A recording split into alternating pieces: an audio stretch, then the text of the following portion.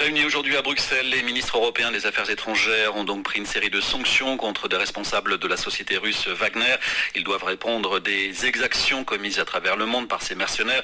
Sont visés, outre le groupe Wagner lui-même, 3 entités actives en Libye, dont les avoirs en Europe sont gelés.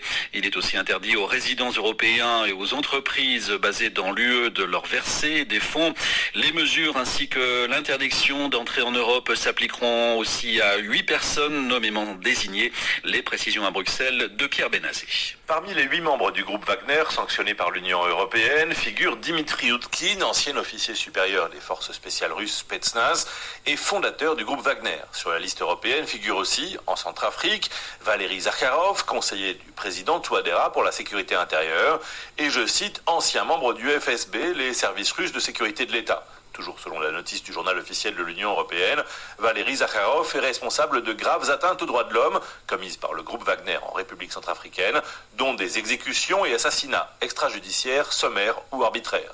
De manière générale, l'Union estime que dans de multiples zones de conflit à travers le monde, les mercenaires de Wagner alimentent la violence, intimident les populations civiles et pillent les ressources naturelles. Les personnes ciblées ce lundi par l'Europe le sont pour des exactions commises en Libye, Ukraine, Syrie et Centrafrique.